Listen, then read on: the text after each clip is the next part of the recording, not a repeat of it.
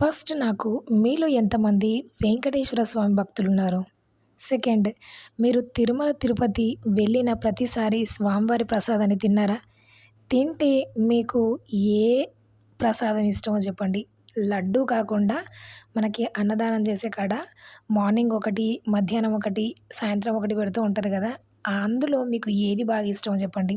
నాకైతే ముఖ్యంగా ఉదయం పూట పెట్టే కట్టె పొంగలి, అందులో వేసే చట్నీ అసలు ఎంత బావుంటదంటే నిజంగా అది మనం ఇంట్లో ఎక్కువ ఎక్కువ మోతాదులో జీడిపప్పులు అండ్ డ్రై ఫ్రూట్స్, నెయ్యి అలాగా మంచిగా చేసుకున్నా గూడా అంత టేస్ట్ అనిపించదు నాకు. కానీ అక్కడ తిరుమల, తిరుపతిలో మాత్రం అసల టేస్టే వేరండి.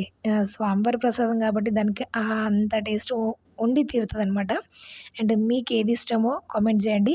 అండ్ ముఖ్యంగా మీరు వెంకటేశ్వర స్వామి భక్తులైతే గోవింద అని టైప్ చేయడం మాత్రం మర్చిపోవద్దు. నచ్చితే like, share, subscribe. Thanks for watching. జై శ్రీరామ్.